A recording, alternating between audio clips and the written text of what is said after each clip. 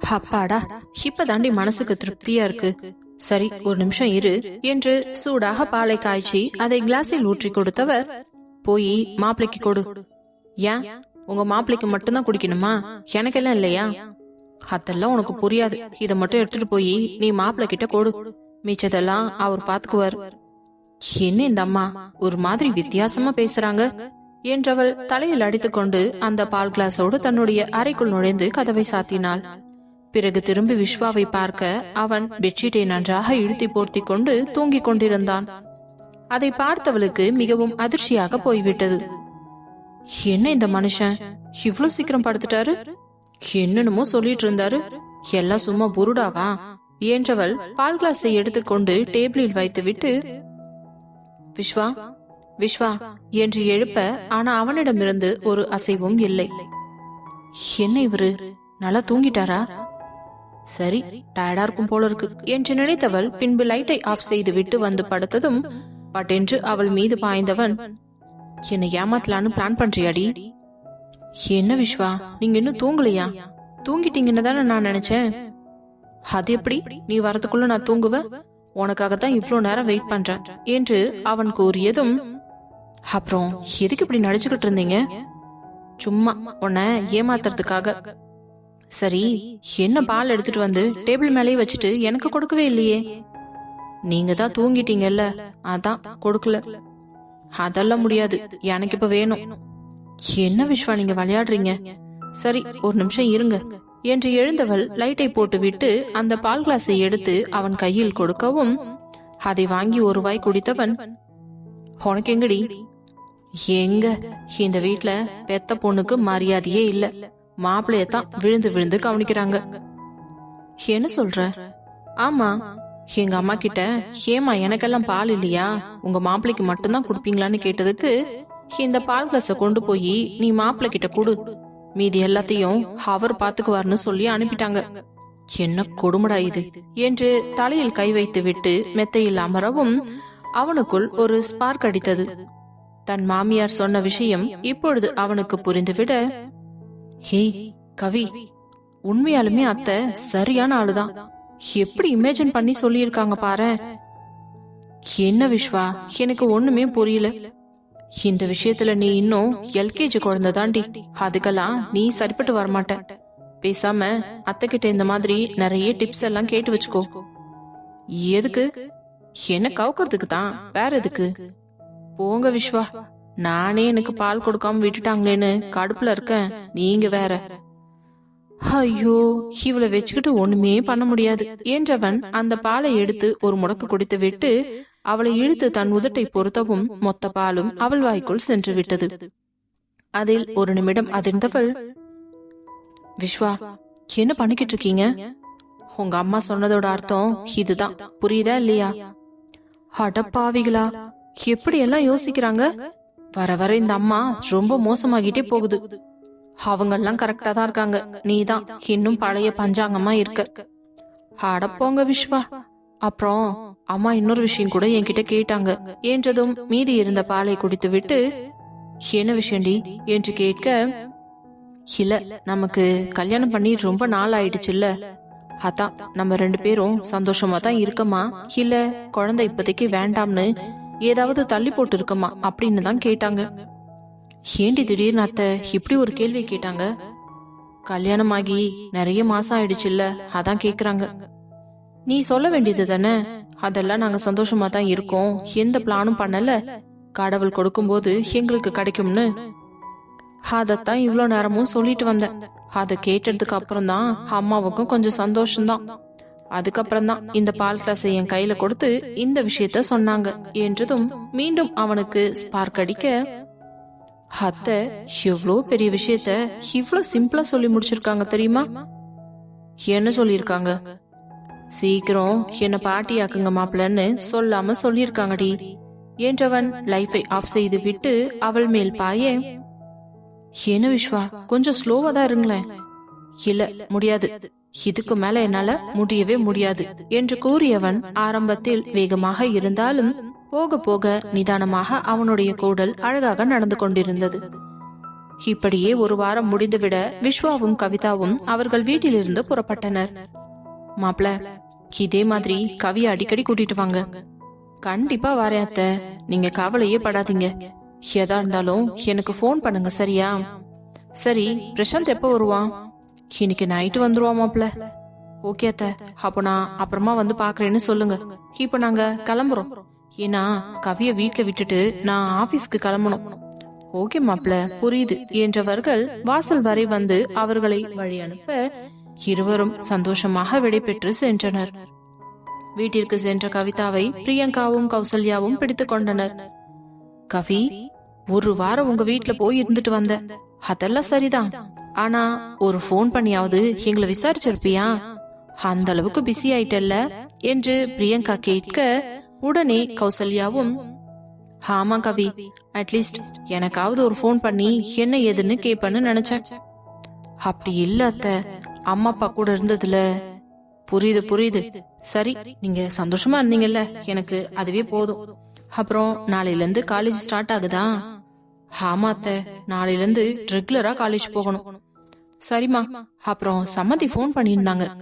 யாரு? வைஷோட மாமியாரா? ஆமா, பிரியங்காவுக்கும் வைஷுக்கும் ஒரே நேரத்துல வளகாப்பு பண்ணலாம்னு சொல்லிருக்காங்க. சூப்பரான விஷயம் அத்தை. எவ்வளவு பெரிய விஷயம் இது. நீங்க முன்னாடியே இதத்தான் சொல்லிருக்கணும். 2 பேருக்கும் ஒரே டைம்ல. வாவ், நினைச்சு பார்க்கவே சூப்பரா இருக்குது இல்ல? ஆமா ஆமா, அடுத்தது அதுக்கான வேலை தான் நடந்துகிட்டு இருக்குது. ஏன்னா வைஷுக்கு ஆல்ரெடி 7 முடிஞ்சு 8 தொடங்கியாச்சு. பிரியங்காவுக்கும் 5 முடிஞ்சு 6 தொடங்கிடுச்சு. இடையில 1 மாசம் தான் இருக்கு. இதுக்கப்புறம் இவங்க வளகாப்ப முடிக்கணும். அதுக்கப்புறம் இன்னும் 2 மாசத்துல அனு கார்த்திக் கல்யாணம் வேற வருது. தொடர்ந்து விசேஷமா வரப்போகுது நம்ம வீட்டுல. வாவ், சூப்பர் அத்தை, எனக்கு ரொம்ப ஹாப்பியா இருக்கு. எல்லா ஃபங்க்ஷனையும் சும்மா தாறுமாறா கலக்கணும். கண்டிப்பா. சரி, நீ ரூமுக்கு போ, நாளைக்கு காலேஜுக்கு தேவையானதெல்லாம் எடுத்து வச்சுக்கோ என்று கூறியதும், சரிங்க அத்தை என்று எழுந்தவள் எழுந்து உள்ளே செல்ல, அப்பொழுது பிரியங்கா, அம்மா, கவியோட மாமியார் ரொம்ப நல்லவங்களா இருக்காங்கல்ல? ஆமாண்டி, ஏன் திடீர்னு இப்படி சொல்ற? இல்ல, அவங்களுக்கு அவங்க மருமகளோட வளகாப்பு தானே முக்கியமா இருக்கணும். ஆனா எனக்கும் வைஷுக்கும் ஒன்னா சேர்த்து செய்யணும்னு ஆசைப்படுறாங்களே, அது எவ்வளவு பெரிய மனசு. ஆமாண்டி, அவங்க பாக்குறதுக்கு தான் பணக்காரங்க, மத்தபடி குணத்துல ரொம்ப நல்லவங்களா தான் இருக்காங்க என்று பேசிக்கொண்டனர். பிறகு இப்படியே கடகடவென்று 1 மாதங்கள் ஓடிவிட்ட நிலையில் வைஷுவிற்கு 9வது மாதம் தொடக்கம், பிரியங்காவிற்கு 7வது மாதம் தொடக்கம். அவர்கள் ஏற்கனவே சரியாக குறித்து வைத்திருந்த அதே முகூர்த்தத்தில் இருவருக்கும் வளைகாப்பு செய்யலாம் என்று முடிவெடுத்து பத்திரிகை அடிக்கும் பணி தொடங்கிவிட்டது. அப்பொழுது ஆதி கண்மணியிடம், அம்மா, வைஷுக்கும் பிரியங்காவுக்கும் சாரி ஏதாச்சும் எடுக்கணுமா? இல்லப்பா, தேவையில்லை. இந்த மாதிரி வளகாப்புக்கு முகூர்த்த புடவையத்தான் கட்டுவாங்க. அதனால வைஷு அவ முகூர்த்த புடவையும் பிரியங்கா அவளோட முகூர்த்த புடவையும் கட்டிப்பாங்க. அப்படியா? ஏமா, புதுசா ஒரு சாரி எடுத்துடலாம்ல? இல்லப்பா, இப்படிதான் பண்ணணும், இதுதான் சரி என்றதும் உடனே அனுவோ, அதெல்லாம் ஓகே, அன்னிங்க 2 பேரும் அவங்களோட பழவ புடவையை கட்டிக்கிட்டோம். ஆனா எனக்கு கண்டிப்பா புது ட்ரெஸ் வேணும். நான் புது ட்ரெஸ் தான் போட்டுட்டு இருப்பேன். ஏன்னா நான் தான் எல்லாத்தையும் முன்னணின்னு செய்வேன். அதனால ரொம்ப ஸ்பெஷலா இருக்கணும். பாருடா. சரி, அப்போ அணுவை மட்டும் கூட்டிட்டு போயிட்டு அவளுக்கு தேவையான கலெக்ஷன்ஸ் எல்லாம் எடுத்துட்டு வந்துரு என்றதும், இல்லம்மா, எனக்கு கொஞ்சம் நிறைய வேலை இருக்கு. ஃபங்க்ஷனுக்கான ஏற்பாடு எல்லாம் பார்க்க வேண்டியது இருக்குது. அதுக்கடையில இவளையும் கூட்டிட்டு போனா கொஞ்சம் கஷ்டமா இருக்குமே. எங்களுக்கும் நிறைய வேலை இருக்குதுப்பா. நிறைய பேருக்கு பத்திரிக்கை கொடுக்க வேண்டியது வேற இருக்குது. சம்மந்தி வீடுகளுக்கெல்லாம் நேர்ல போய் அழைக்கணும். அப்படின்னா ஒண்ணு செய்யறமா, நான் கார்த்திக்கு போன் பண்ணி வர சொல்றேன். அவன் இவளை கூட்டிட்டு போயிட்டு கொண்டு வந்து விட்டுருவான். என்ன ஆதி, அது சரியா வருமா? அதெல்லாம் சரியாதாமா வரும். கார்த்தி ரொம்ப நல்ல பையன். நீங்க பயப்படுற அளவுக்கு எல்லாம் எதுவும் இல்ல. அவன் பத்திரமாவே அணுவை கூட்டிட்டு வந்துருவான். சரிப்பா, நீ சொன்னா ஓகேதான் என்றதும் அணுவிற்கு 1000 வாட்ஸ் பல்ப் எறிவது போல முகமெல்லாம் பிரகாசமானது. மெதுவாக வெட்கப்பட்டு கொண்டே அறைக்குள் ஓடியவளை பார்த்த ஆதிக்கு சிரிப்பு தான் வந்தது.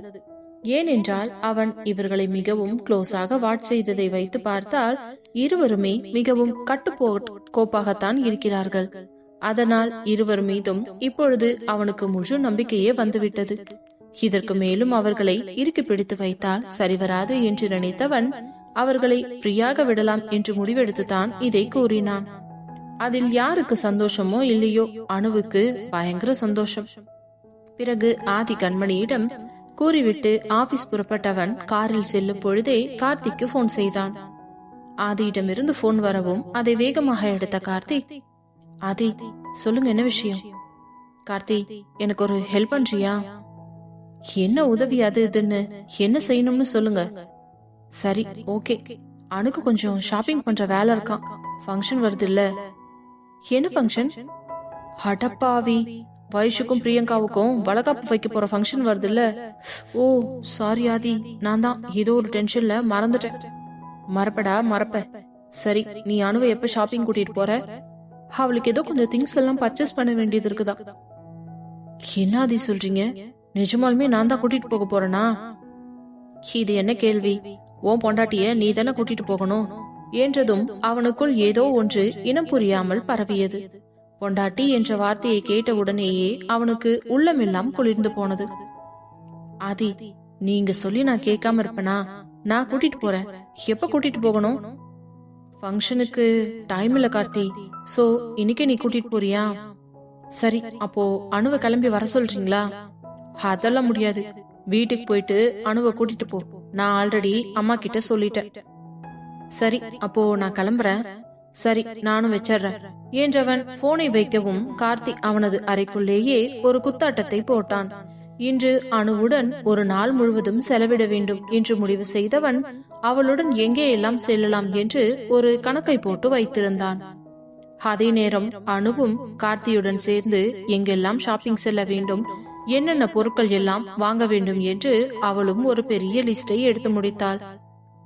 பிறகு அரை மணி நேரத்திலேயே கார்த்தி அணுவின் வீட்டிற்கு வரவும் அவனை பார்த்த கண்மணி, கார்த்திக் வாப்பா, உள்ள வா. சாரி, நான் பழைய ஞாபகத்துல உன்னை பேர் சொல்லி கூப்பிடுறேன் பாரு. மாப்பிள உள்ள வாங்க. ஐயோ, ஏன் ஆண்டி நீங்க திடீர்னு மாப்பிள வாங்க போங்கெல்லாம் பேசுறீங்க? அது என்னவோ கொஞ்சம் ஒரு மாதிரியா இருக்கு. அதுக்காக என்ன பண்ண முடியும்? உறவு முறைய மாத்தவா முடியும்?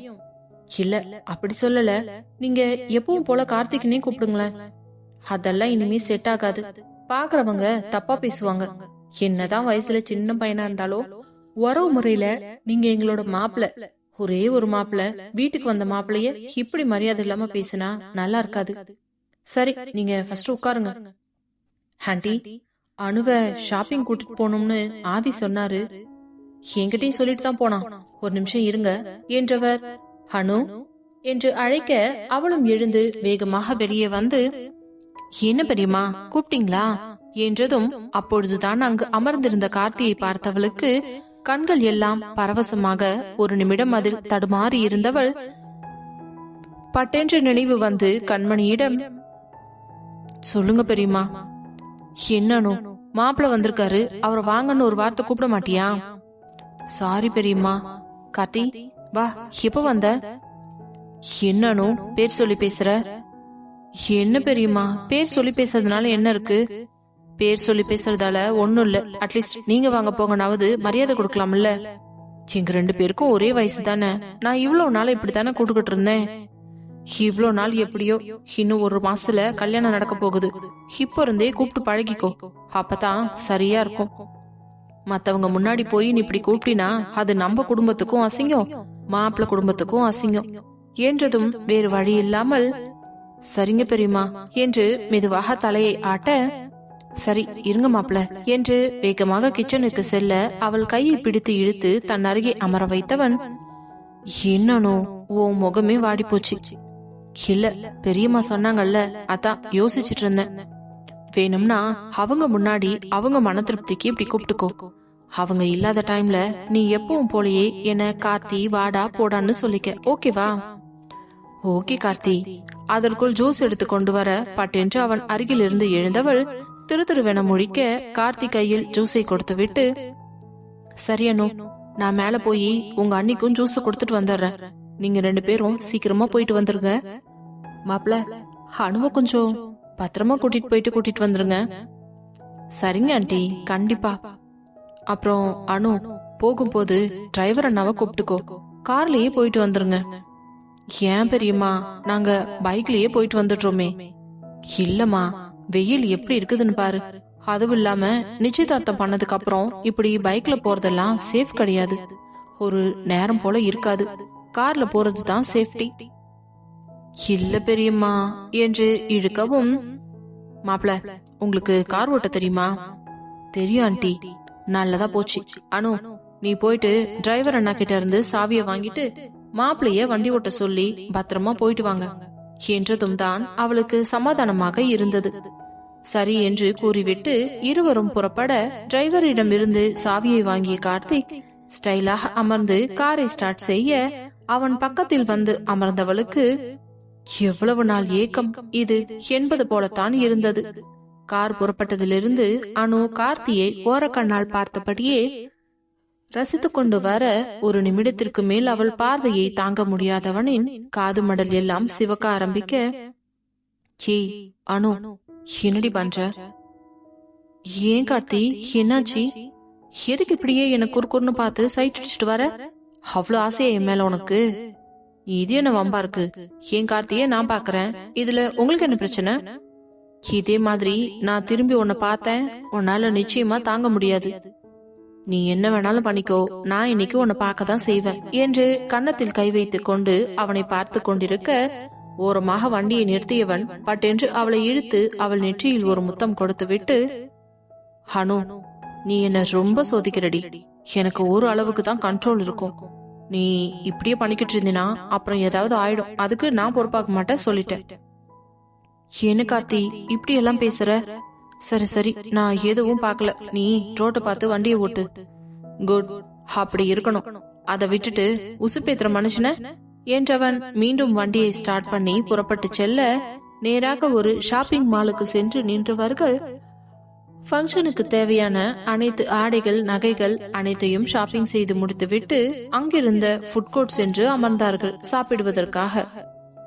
கார்த்தியோ அணுவுக்கு பிடித்தமான எல்லாவற்றையும் ஆர்டர் செய்து வாங்கி கொண்டு வந்து வைக்க, அதை சந்தோஷமாக இருவரும் சேர்ந்து சாப்பிட்டபடியே இருந்தனர். அப்பொழுது கார்த்தியோ, அனு, என்ன கார்த்தி, இன்னும் கொஞ்ச நாள் தான் இருக்கு நம்ம கல்யாணத்துக்கு. ஆமா, என்ன ஒரு மாசம் இருக்கு, அவ்வளவுதான். ஆனா கார்த்தி, இப்பதான் நம்ம லவ் பண்ண மாதிரி இருக்கு, நிச்சயதார்த்தம் பண்ண மாதிரியும் இருக்கு. அதுக்குள்ள நமக்கு கல்யாணமே நடக்க போகுதா?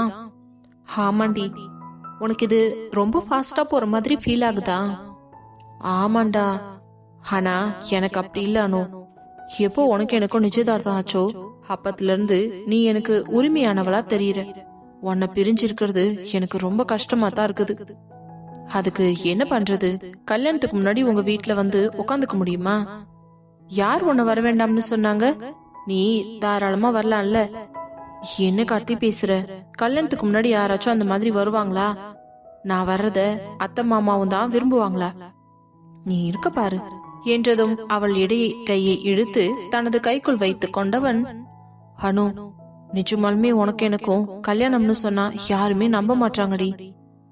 ஏண்டா இப்படி பேசுற? ஆமா, என் வாழ்க்கையில எனக்கு பொண்டாட்டி எப்படி எல்லாம் வரணும்னு நான் ஒரு கனவு வச்சிருந்தேன் தான், இல்லன்னு சொல்லல.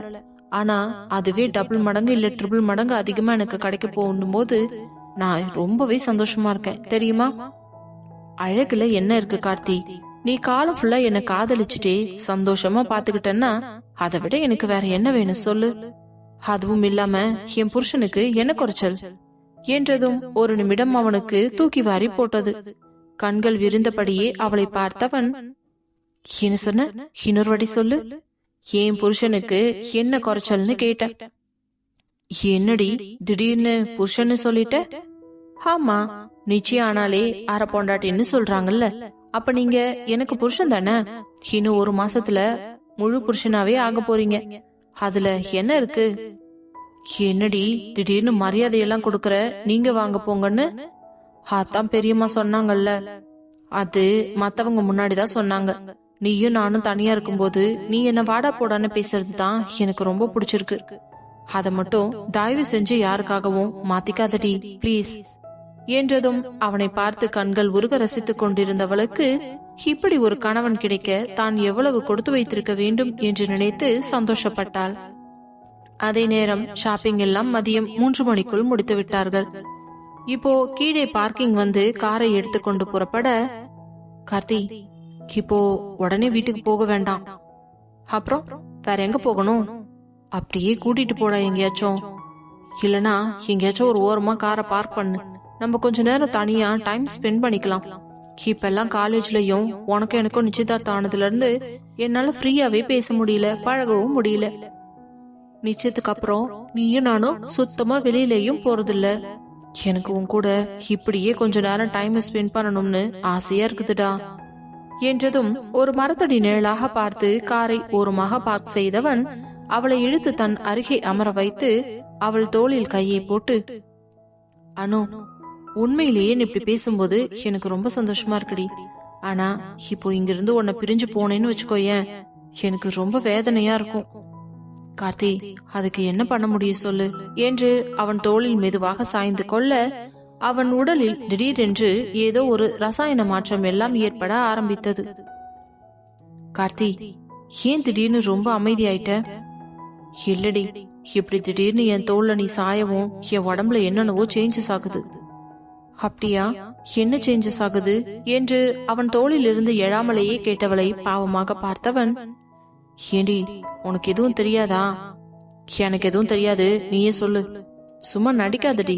இந்த பொண்ணுங்களே இப்படித்தான், எல்லாமே தெரிஞ்சிருந்தாலும் தெரியாத மாதிரியே சீன் போடுவீங்க. என்ன, இதுக்கு முன்னாடி ஒரு 10 பொண்ணுகிட்ட பழகின மாதிரி பேசிக்கிட்டு இருக்க? என்ன விஷயம்? எங்க அண்ணங்கிட்ட சொல்லணுமா? அம்மா தாயே, தயவு செஞ்சு அந்த மாதிரி மட்டும் எதுவும் பண்ணிடாத. உங்க அண்ணனை பார்த்தாலே எனக்கு இன்னமும் உதறது. இன்னும் எத்தனை வருஷத்துக்கு தான் நான் அவரை பார்த்து இப்படி பயப்பட போறனோ தெரியல. எனக்கு தெரிஞ்சு கல்யாணத்துக்கு அப்புறம் அவரை பார்த்து நான் பயப்படவே மாட்டேன்னு நினைக்கிறேன். தப்பு ராசா, ரொம்ப ரொம்ப தப்பு. நீ எப்பவுமே அவரை பார்த்து பயந்துகிட்டே தான் இருப்ப. அப்படி மட்டும் நீ அவரை பார்த்து பயப்படாம உன் இஷ்டத்துக்கு ஏதாவது திமிரா பண்ணுன்னு தெரிஞ்சது, அவ்வளவுதான். ஒண்ணு உன்னை காலி பண்ணிடுவாரு, இல்லனா என்ன அவர் கூட வீட்டுக்கு கூட்டிட்டு போயிடுவாரு என்றதும் அவன் முகம் சுருங்கியதை பார்த்தவள், என்ன கார்த்தி, நான் சும்மா விளையாட்டுக்கு தான் பேசினேன், ஏன் இவ்ளோ சீரியஸ் ஆயிட்ட என்று கேட்க, அவள் கையை தன் கைக்குள் வைத்து கொடுத்து கொண்டவன், அனு, எந்த ஒரு காரணத்துக்காகவும் என்னை விட்டு போயிட மாட்டல்ல? ஏன் அப்படி கேக்குற? இல்ல, நம்ம லவ் பண்ணி கல்யாணம் பண்றோம், காலம் முழுக்க சந்தோஷமா சேர்ந்து வாழணும். அப்படி இல்லன்னா இவங்க லவ் பண்ணும்போதே எங்களுக்கு தெரியும் கடைசியில இப்படித்தான் நடக்கும்னு. 4 பேர் பேசுற அளவுக்கு நம்ம காட்சி பொருளா மட்டும் என்னைக்குமே ஆயிடக்கூடாதுடி. இவங்க எந்த அளவுக்கு லவ் பண்ணி கல்யாணம் பண்ணினாங்களோ அதை விட அதிகமா சந்தோஷமா 2 பேரும் சேர்ந்து வாழறாங்கன்னு இந்த உலகத்துக்கு நம்ம புரிய வைக்கணும். உன் குடும்பத்துல இருக்கிறவங்களுக்கும் அனுபவ மாப்பிள்ளையா எவ்வளவு சந்தோஷமா வச்சிருக்காருன்னு ஒரு மன திருப்திய கொடுக்கணும். என் வீட்லயும் அம்மா உன்ன மருமகளா இல்லாம மகளா பாத்துக்கணும், அதுதான் என்னோட ஆசை.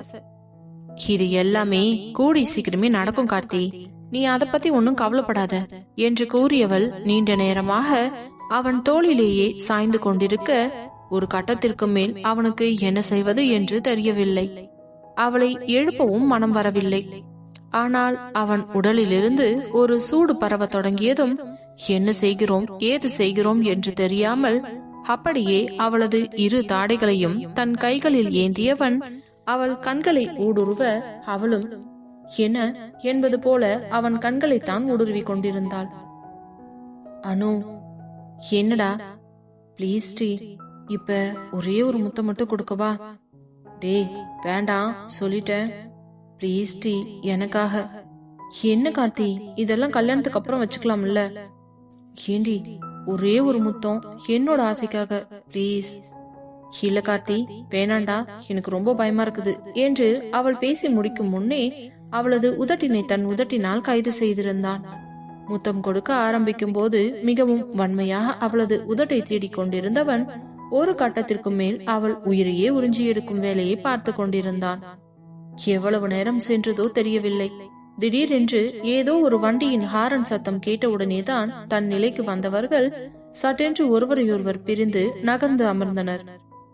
அப்பொழுது அனு முகம் முழுவதும் வெட்கத்துடன் கீழே குனிந்து அமர்ந்திருக்க, கார்த்திக்கு என்ன செய்வது என்று புரியவில்லை.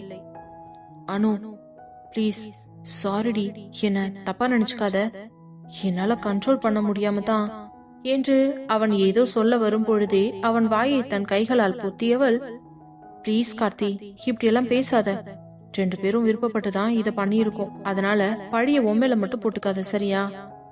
சரிடி, ஆனா இதுக்கு மேல எங்கேயும் போக வேண்டாம். தயவு செஞ்சு உங்க வீட்டுக்கு போலாமா? ஏண்டா, என்னாச்சு? என்னால முடியலடி. உன்னை சீக்கிரம் கொண்டு போய் உங்க வீட்டுல விட்டுட்டு நான் கிளம்புறேன்.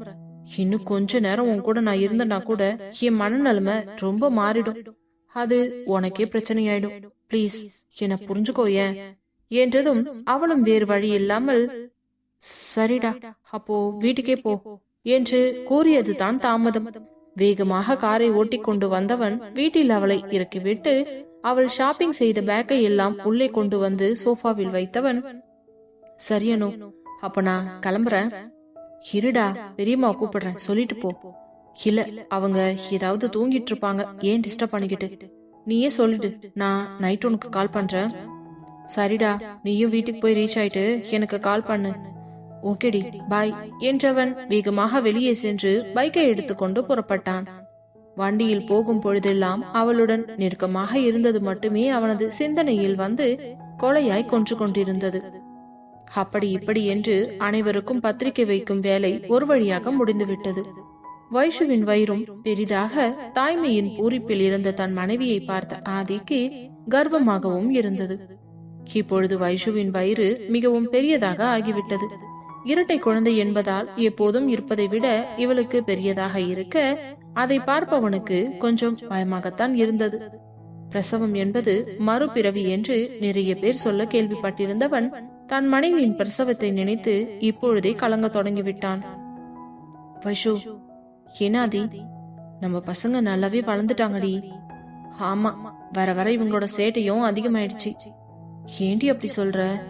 பின்ன எப்ப பாரு என் வயிற்றுக்குள்ள ஃபுட்பால் மேட்ச் விளையாடிக்கிட்டே இருந்தா நான் என்னதான் பண்றது? எனக்கு எவ்வளவு டயர்ட் ஆகுது தெரியுமா? இதெல்லாம் பார்த்தாதன்னு நீங்க வந்து பேச ஆரம்பிச்சீங்கன்னா போதும், நீங்க பேசி முடிக்கிற வரைக்கும் இவங்க 2 பேரும் உங்ககிட்ட ரிப்ளை பண்ணிக்கிட்டே இருப்பாங்க. எவ்வளவு நேரம் தான் நானும் பொறுத்து பொறுத்து போறது? நானும் மனுஷி தானே, ரொம்ப கஷ்டமா இருக்காதா? ஆமாண்டி, ஆனா இன்னும் 2 days தான் இருக்கு வளகாப்புக்கு. வளகாப்பு ஃபங்க்ஷன் மட்டும் நல்லபடியா முடிஞ்சிருச்சுன்னா அதுக்கப்புறம் டெலிவரி நினைச்சு மட்டும்தான் என்னோட கவலை ஃபுல்லா இருக்கும். அதுக்கு முன்னாடி இன்னும் கொஞ்சம் முடிஞ்ச அளவுக்கு உன் உடம்ப தேத்தணும்டி. என்ன அதே, டாக்டர் தான் சொன்னாங்கல்ல, வெயிட் கரெக்டா இருக்கு, பிளட் கரெக்டா இருக்கு, எல்லாமே பர்ஃபெக்டா இருக்குதுன்னு. டெலிவரி நினைச்சு பயப்படாதீங்கன்னு. அப்புறம் ஏன் நீங்க இவ்வளவு பயப்படுறீங்க? தெரியலடி, நாள் நெருங்க நெருங்க எனக்கு ரொம்ப பதட்டமாகுது.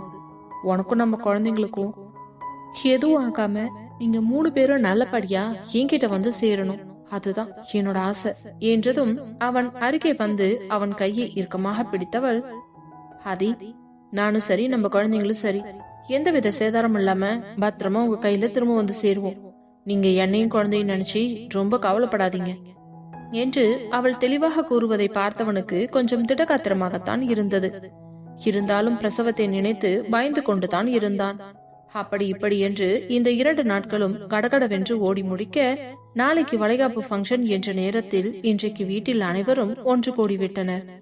கவி வீட்டிலிருந்தும் அப்புறம் வைஷு வீட்டிலிருந்தும் கவி, பிரியங்கா, ஹரி, விஸ்வா, கௌசல்யா, சுரேஷ் என்று அனைத்து பெற்றவர்களும் ஒன்றாக ஆதியின் வீட்டில் வந்து சேர்ந்து விட்டனர்.